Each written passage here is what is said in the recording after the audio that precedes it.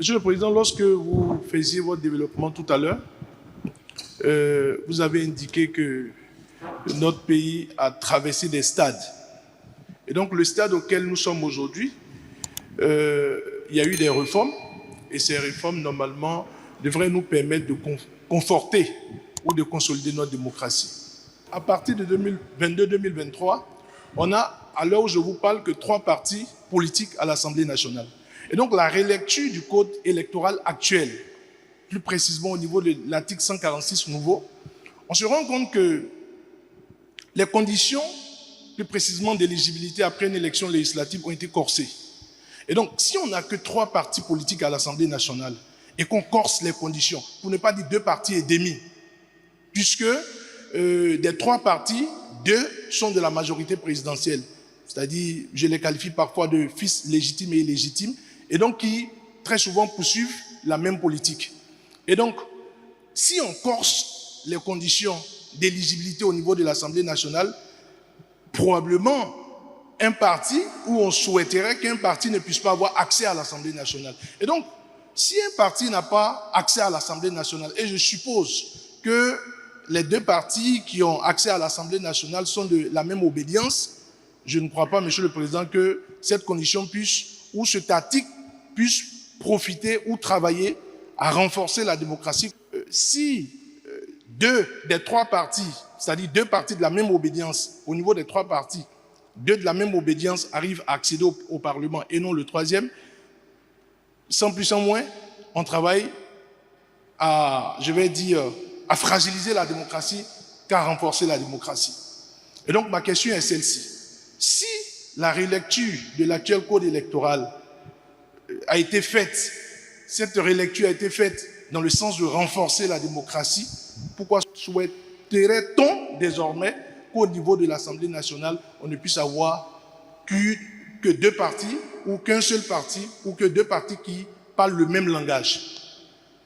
Mais ça, parce que fondamentalement ça, ma question de quelqu'un. Je veux venir à la question de la démocratie elle-même, parce que la question de la souveraineté est en lien direct avec la démocratie. Ce modèle-là, le choix libre des citoyens pour ceux qui vont les gouverner. Mais nous avons dit et nous avons constaté que depuis longtemps, nous ne parvenons pas à choisir les dirigeants qu'il faut, à créer les ensembles de gouvernants pour une action publique efficace. Une fois, on a dit renouveau, changement, révolution, du fait que le modèle de démocratie n'a pas permis le développement. Arrive 2016. On fait le diagnostic. On constate qu'on va en politique pour voler le Bénin. On se met ensemble dans les partis politiques et consorts pour couper chacun sa part. Il y a des centaines de partis politiques. Celui qui a la charge principale, président de la République, il doit négocier avec chacun. Chaque groupe politique dit ce que je te donne pour que j'ai ton soutien. Ce qu'on te donne là, c'est quoi? La politique, c'est matériel. Donnez-moi la direction des douanes. Donnez-moi le poste de receveur de telle douane, de telle frontière. Donnez-moi le directeur des impôts. Donnez-moi le port autonome. Donc chaque groupe politique, soi-disant groupe politique, prend une part du pays pour sa poche. Et ça ne sert pas le pays, ça ne grandit pas, ça ne grandit pas, on ne faisait rien avec. Je suis arrivé en 2016, je vais donner cet exemple-là, vous le savez. Un partisan vient me voir. Monsieur le Président, donnez-moi la direction générale du port autonome de Cotonou. Et déjà en ce moment, on commençait à dire que le Bénin n'est pas un gâteau pour les partisans, pour les partis politiques. Ce n'est pas un gâteau. On ne vient pas en politique pour partager le gâteau. C'est ça qui se passait au Bénin. Je dis, mais pourquoi vous voulez être directeur général du port autonome de Cotonou? Vous avez une expertise particulière en termes de gestion des quais, des navires, de ceci et consorts, de la stratégie et consorts. Non. Il dit, mais pour moi, ta formation même ne permet pas de prendre efficacement le port. Ça fait longtemps que le port du Bénin, vraiment, est dans un état pas bien. Et il dit, non, Monsieur le Président, je vais faire ce qu'il faut. Mais je vais vous promettre quelque chose. Si vous me donnez le port, pour chaque élection communale, législative, présidentielle, tout ça, dans ma localité, je ne vous demanderai pas un sou. Vous ne me donnerez plus un franc, je m'occupe de ma zone sans vous solliciter et nous gagnerons toutes les élections dans ma localité. J'ai dit, c'est pour ça que vous voulez être DG du port? Oh, j'ai dit, mon cher ami, tu es disqualifié sur le champ.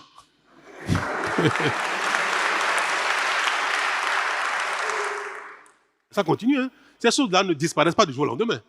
On a fait des réformes. Les dernières qui ont tout concerné le code électoral finissent de consacrer la limitation des partis politiques sans décréter que nous sommes dans un système partisan à partis politiques limités. Nous voulons que dans l'action, on ne continue pas avec 10, 20, 30, 40, 50 partis politiques. Donc ce sont les règles de la compétition qui vont amener les gens à se mettre ensemble pour gouverner le pays et non que chacun tienne son couteau pour couper une part du pays ou bien pour être indispensable à celui qui va être élu. Et vous avez dit, M. Bintokwe, que ce nouveau système peut amener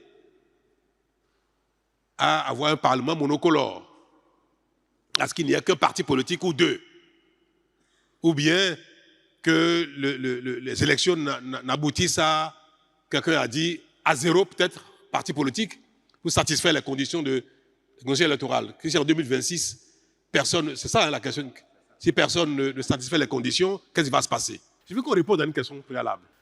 Est-ce que c'est bien qu'il n'y ait pas 10, 20, 30, 40 partis politiques qui se partagent la décision au Parlement? Une loi vient, il y a, la contradiction est utile, c'est même indispensable, madame. Pour l'efficacité de l'action publique, il faut qu'il y ait un peu de contradiction, qu'il y ait la critique, il faut qu'il y ait la contradiction.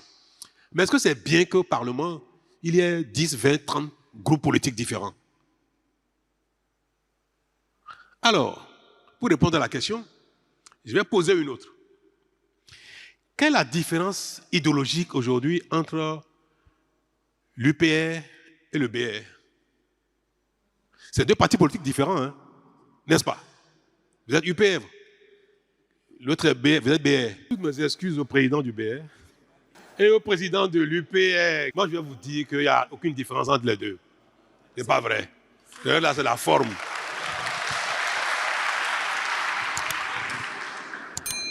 UPBR, moi je les vois au gouvernement, non? Moi je les vois, je reçois les contributions des uns et des autres sur les débats, sur les discussions. Les discussions sont techniques, sont intellectuelles, sont sociétales, c'est vrai, mais nous voulons tout simplement que le Bénin ait de l'eau, de l'électricité, qu'il y ait la formation, qu'il y ait la santé, que l'économie soit prospère, qu'il y ait des PME prospères, qu'il y ait des banques. C'est tout ça là, la même chose. Nous voulons que l'État prélève les impôts de manière raisonnable, satisfaire nos besoins sans étouffer les citoyens. Et ça, vous le partagez, vous les deux. Hein. Vous et vous. Collecter les impôts, mais sans tuer les citoyens. Nous voulons également qu'il y ait de l'action sociale, que ceux qui sont les plus faibles bénéficient de l'Arche. C'est partagé par les deux parties. Hein. Nous voulons qu'il y ait des cantines scolaires, qui est purement du social. Les deux soutiennent ça. Moi, je n'ai pas vu, en termes d'action sociale, ce que l'un a contesté au gouvernement. Je n'ai pas vu. Mais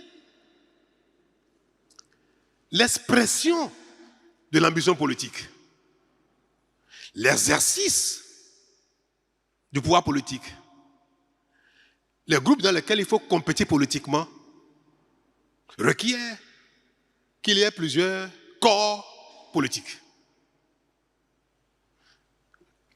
Ce n'est pas la différence idéologique qui était là à l'origine, parfois, de groupes différents. Même dans les grands pays. Si vous regardez les partis d'extrême droite, ils disent la même chose, mais ils sont plusieurs courants différents.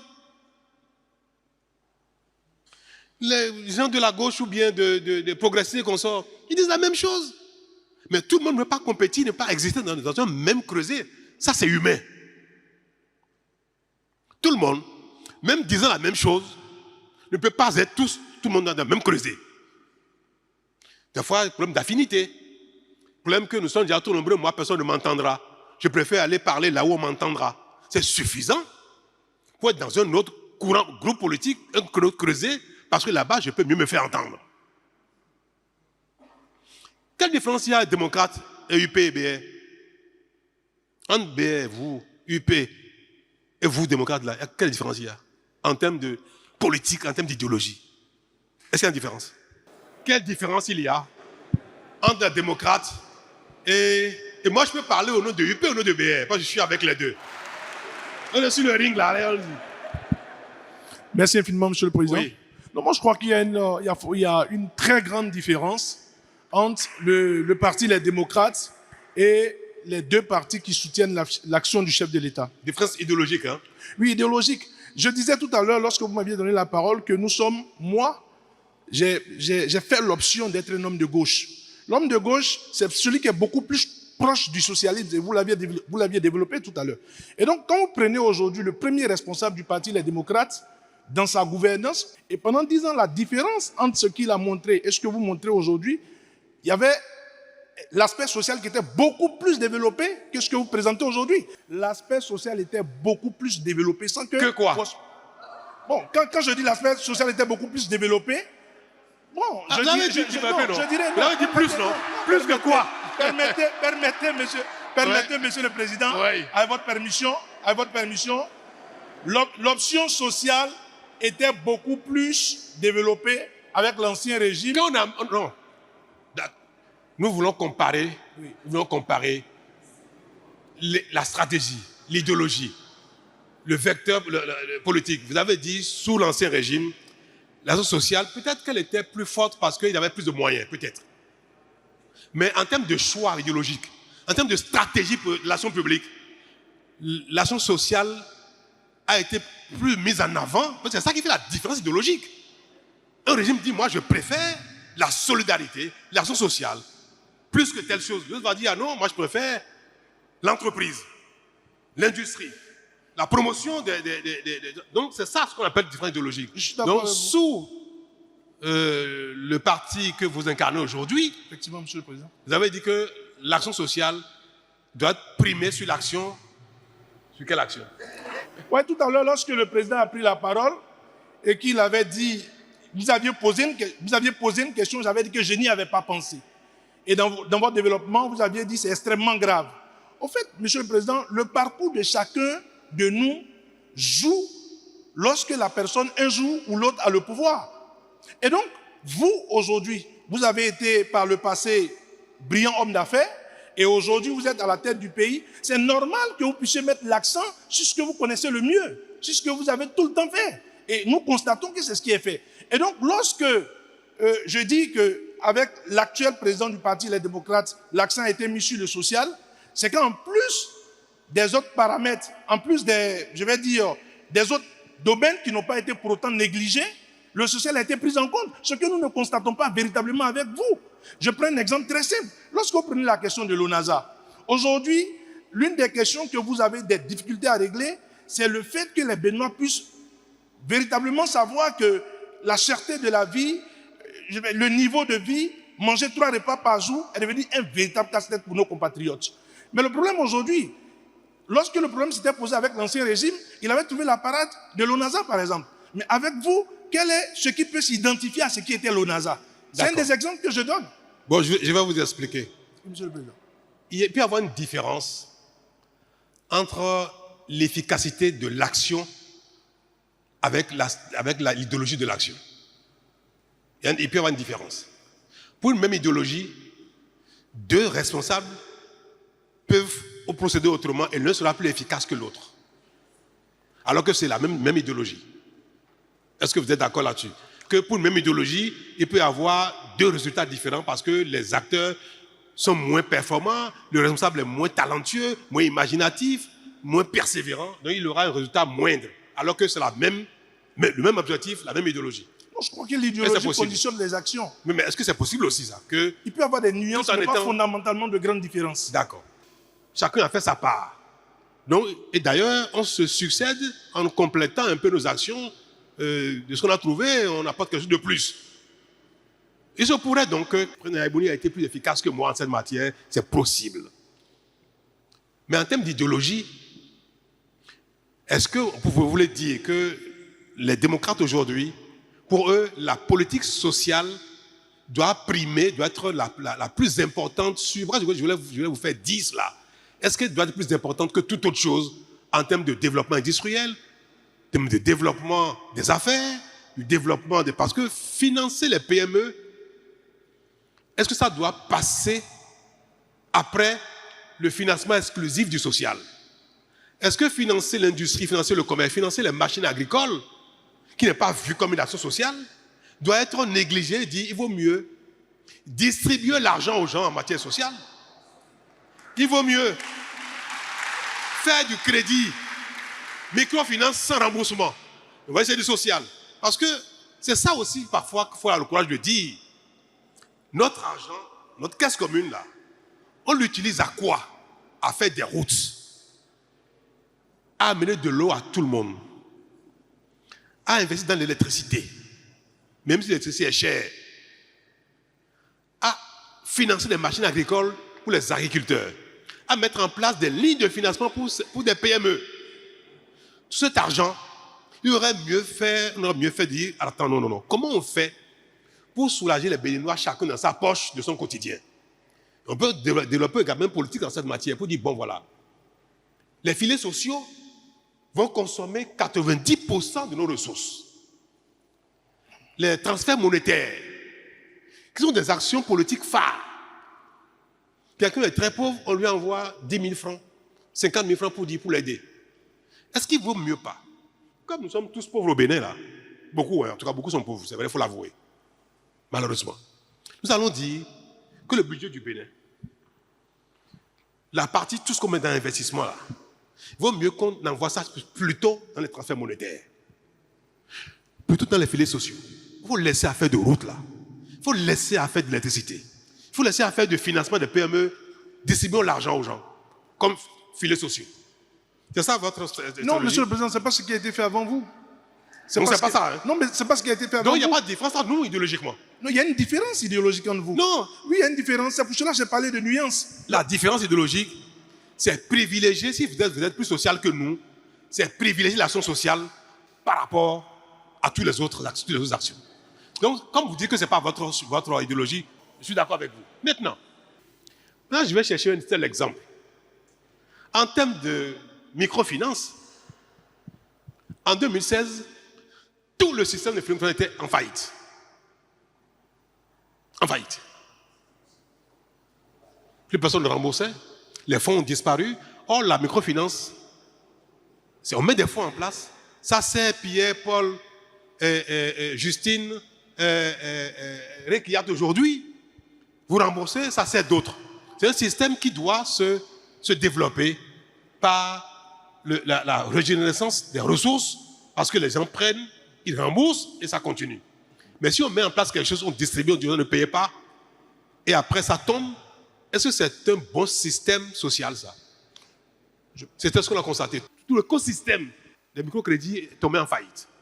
Les cantines scolaires, de 2016 à maintenant, c'était pratiquement inexistant.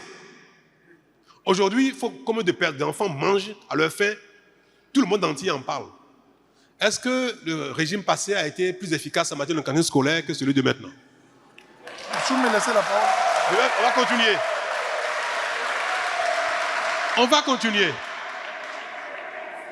On va continuer. Le système de santé. On a parlé de RAMU. Vous vous rappelez, non? Qui sait ce que RAMU a fait au Bénin? Qui se souvient quelque chose? C'était rien que de la propagande, des paroles. Nous avons mis en place depuis un système qui c'est vrai, a du mal à démarrer, mais qui a démarré. Vous savez tous très bien que l'assistance pour l'accès aux soins de santé a commencé à s'adresser aux plus pauvres. Que nous faisons les recensements, que certains ont les cartes. C'est vrai que nos populations n'aiment pas les hôpitaux parce qu'ils croient davantage aux praticiens qu'aux hôpitaux. Donc, même si les gens, on leur dit, vous pouvez aller gratuitement, ils n'y vont pas encore. Mais c'est matériel désormais. Que les plus pauvres peuvent avoir accès à un minimum avec notre système de santé, l'Arche et l'assurance maladie obligatoire qui, dans malheureusement pour les entrepreneurs qu'on sort, l'année prochaine deviendra très obligatoire. Et ceux qui ne vont pas payer l'assurance maladie pour leurs chauffeurs, leur nounou, comme vous en avez là, vous allez payer l'assurance maladie pour votre nounou. Si vous ne le faites pas, vous serez puni par la loi. Ça, ce sont des mesures d'efficacité sociale qui n'ont pas de pareil. Où on demande à chacun de payer l'assurance maladie pour son chauffeur. C'est social, ça. Où on demande à celui qui gagne 200 000, qui a une nounou, de le déclarer parce que la nounou aussi peut avoir une retraite à la fin. C'est une action politique hautement sociale. Parce qu'à la fin, ce sont les plus pauvres qui vont avoir une sécurité d'existence et même quand ils n'auront plus de force, ils vont pouvoir travailler. Nous allons prendre le domaine de l'eau. Quand l'eau n'existe pas, les gens ne peuvent pas vivre, pas survivre. Quand vous amenez de l'eau partout, c'est une action sociale. Quand vous amenez l'électricité aux gens dans leur localité pour qu'ils aient une lampe, que le tailleur du quartier ou le brodeur puisse broder avec l'électricité, ou la coiffeuse puisse coiffer avec l'électricité, c'est aussi une action sociale. Ce n'est pas que de l'action de promotion de l'industrie ou du commerce, c'est social. Nous avons une vue de l'action sociale plus large, même plus élaborée. Mais comme nous ne faisons pas du populisme, nous ne disons pas que nous sommes plus sociaux que certains. Mais pour vous dire une chose, en cette matière, BR et UP, dont je suis pour le moment le chef dans l'exécutif, nous sommes plus dans le social que quiconque. Si vous permettez. Nous sommes. Si vous permettez. Et comme c'est votre dada, alors en définitive, nous avons la même stratégie. Nous avons la même idéologie, seulement que nous, on est plus efficaces que vous. C'est tout. Mais c'est la même chose. Nous voulons la même chose. Et nous voulons la même chose. Alors, conclusion. BR, UP, démocrate, la même chose.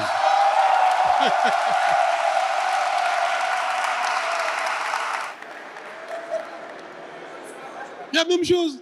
J'aimerais tellement que demain, ceux qui sont bons chez les démocrates, ceux qui sont bons chez les UP, ceux qui sont bons au BR, travaillent ensemble pour construire le Bénin. Ce n'est pas vraiment la contradiction majeure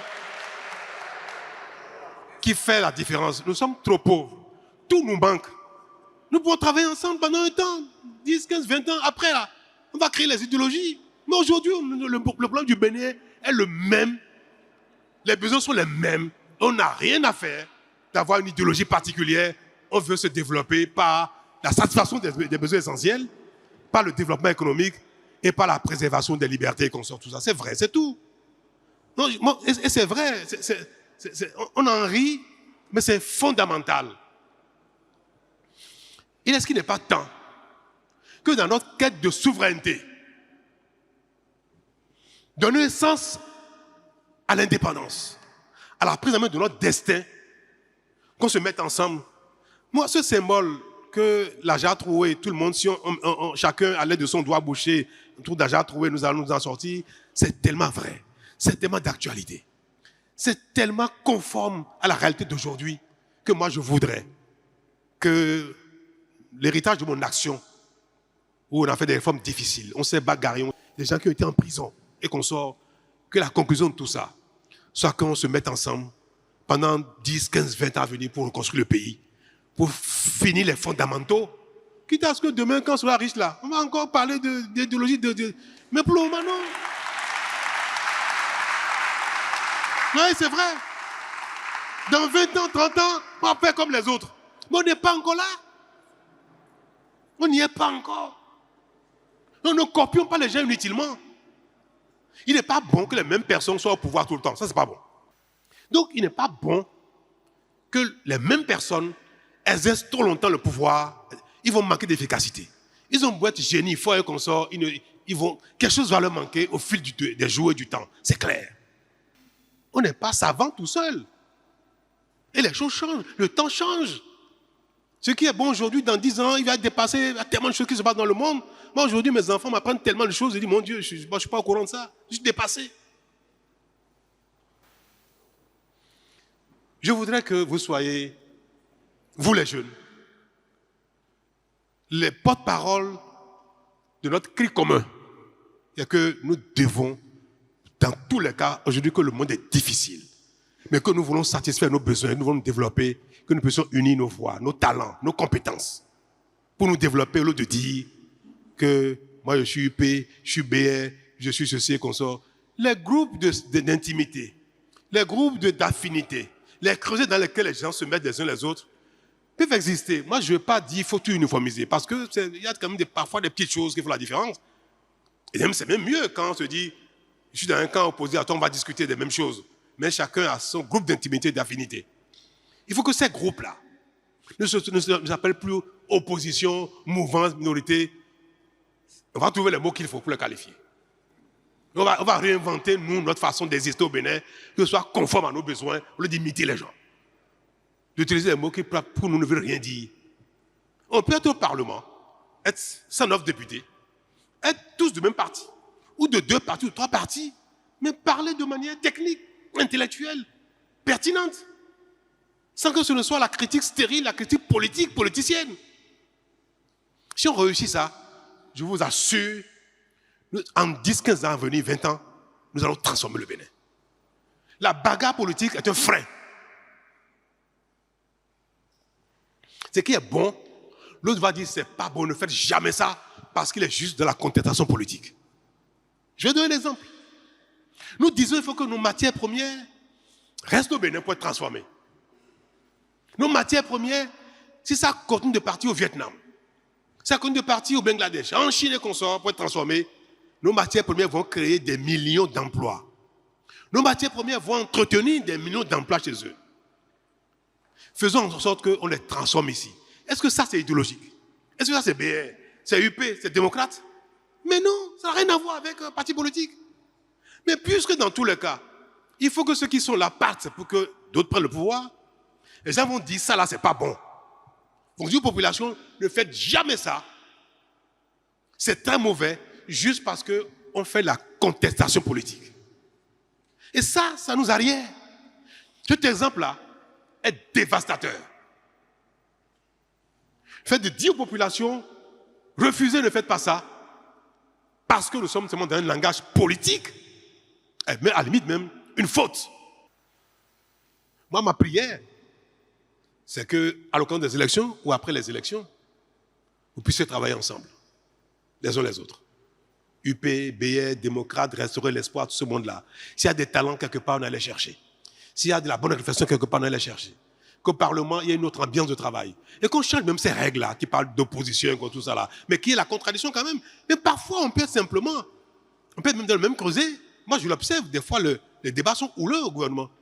Parce qu'on n'est pas d'accord sur la compréhension des choses. On n'est pas d'accord sur même la stratégie. Non, il faut éviter qu'il y ait des gens qui détiennent à eux seuls tout le pouvoir de décision. Il faut créer les conditions de débat au Parlement, à l'exécutif, dans les institutions de la République, pour qu'il n'y ait pas de superpuissants. Le pouvoir politique est incarné par une personne. La mouvance, c'est ceux qui le soutiennent. L'opposition, c'est ceux qui ne le soutiennent pas.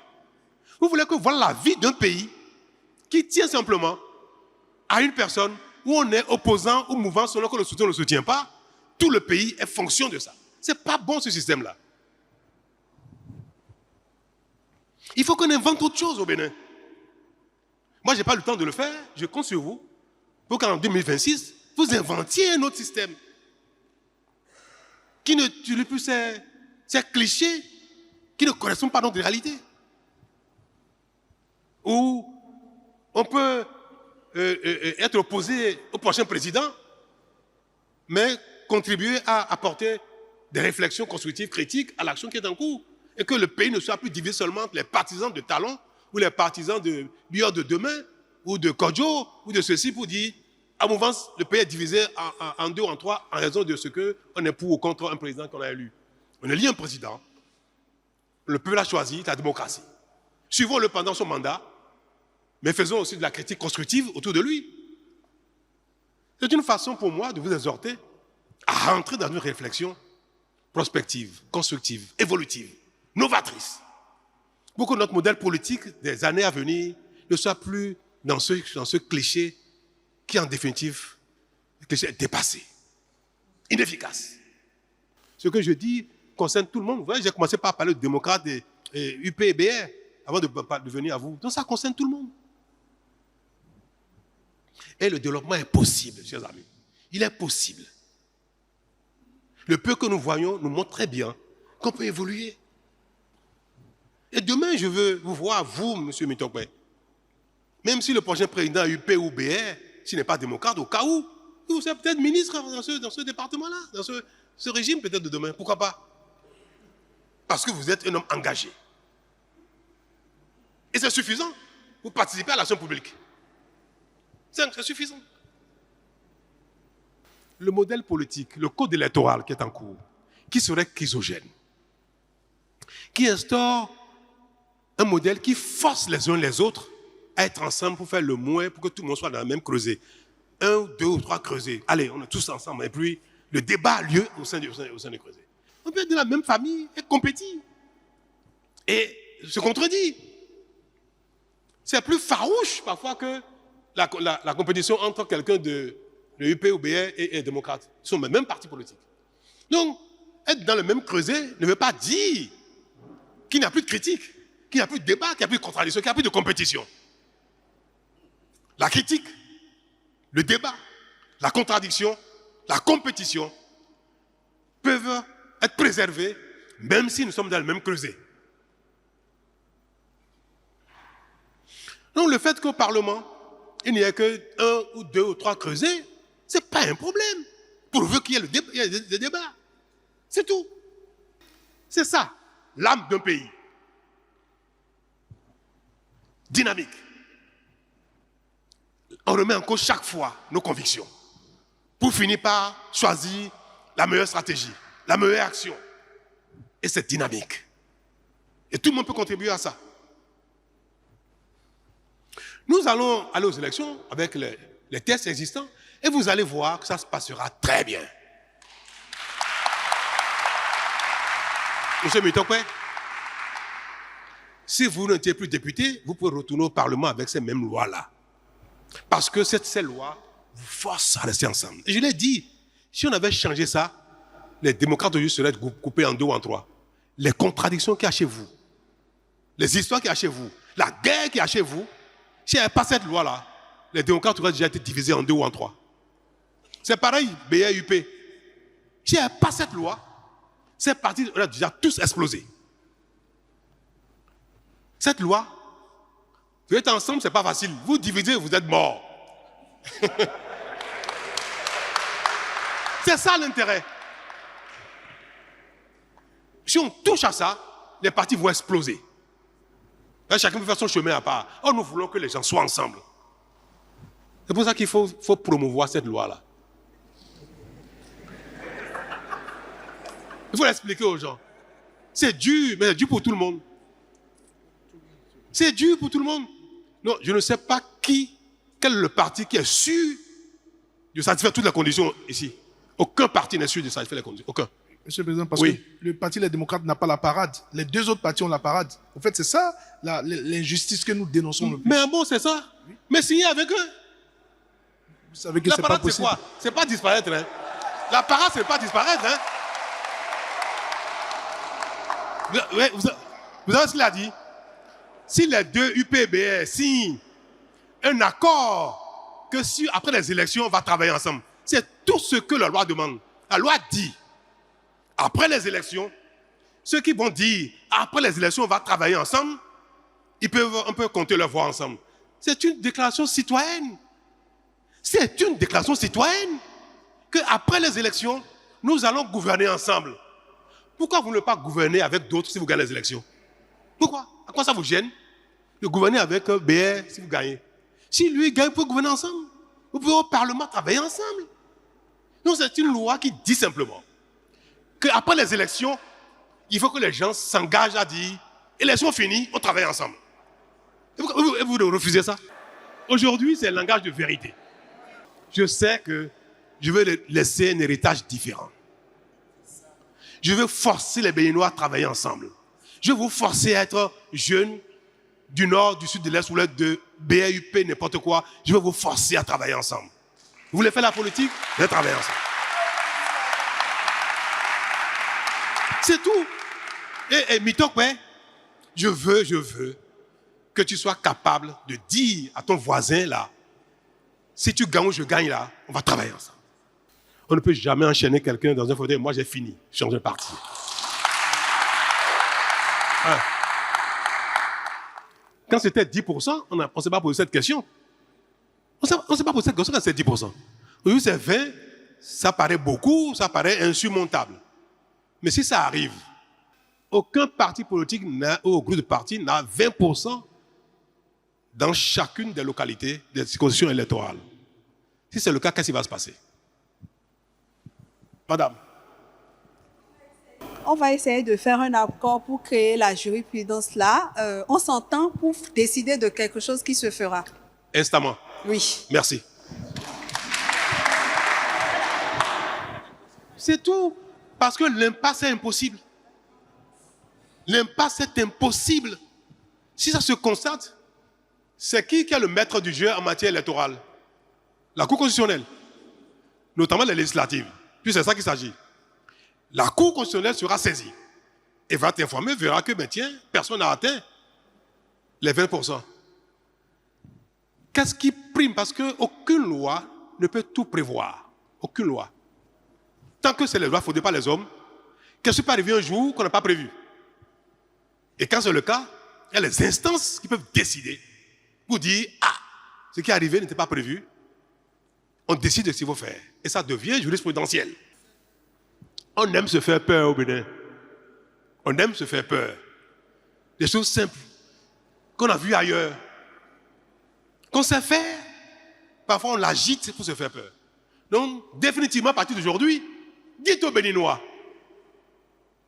que le code électoral n'empêchera pas qu'il y ait des députés en 2026. Maintenant, ceux qui veulent absolument au Parlement, ils doivent réfléchir sur la stratégie, les accords, les alliances. Si tu veux être député, Guy Mitokwe, il faut parler aux gens à ton président. Donc on va dire à partir de maintenant, pour les élections 2026, UP, BR, démocrate, tout ça, c'est la même chose, plus le talon n'est plus concerné. Il y a plus de, le mot opposition ne marche pas en 2026. Après les élections, oui. Mais au scrutin, talon n'est plus candidat. Et j'ai dit tout à l'heure, moi, le candidat que je vais promouvoir, pour qui je vais faire campagne, il peut être démocrate. Sachez-le.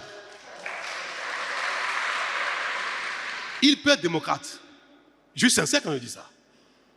Il peut être BR, monsieur le président. Il peut être il peut être UPR. Il peut être rien de tout ça. Ah oui, pourquoi pas? Il peut être ni UPR, ni démocrate, ni BR. Oui, pourquoi pas? Moi, si je regarde et dis ça, je vais faire comment pour la personne. Donc, demain, vous et moi, peut-être qu'on va choisir la même personne. Ou bien, c'est possible, non? Ce sera sûrement le cas. On va prendre les jeunes à témoins pour dire, est-ce que le prochain candidat ne sera pas le candidat de Mitokwe et de Talon? Ou même de Yahi et de Talon? Pourquoi pas? Si ça se faisait, les gens sont heureux, non? Moi, je suis persuadé que les Béninois seraient heureux de voir qu'enfin Talon et Yahi Boni se sont réconciliés, au moins politiquement, puisqu'on se parle. Hein. Ne croyez pas qu'on est ennemis. Hein. On s'appelle souvent. Je monte mon téléphone, vous allez voir qu'on s'écrit régulièrement. C'est vous qui croyez qu'on est ennemis.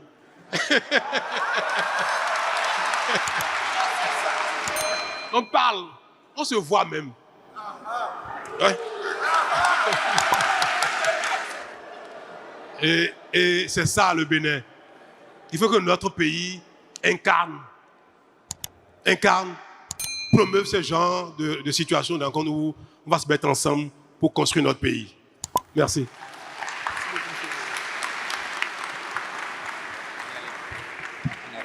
Ainsi s'achève ce face-à-face entre le président Patrice Talon et la jeunesse béninoise.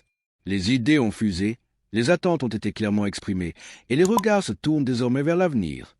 Reste une question essentielle.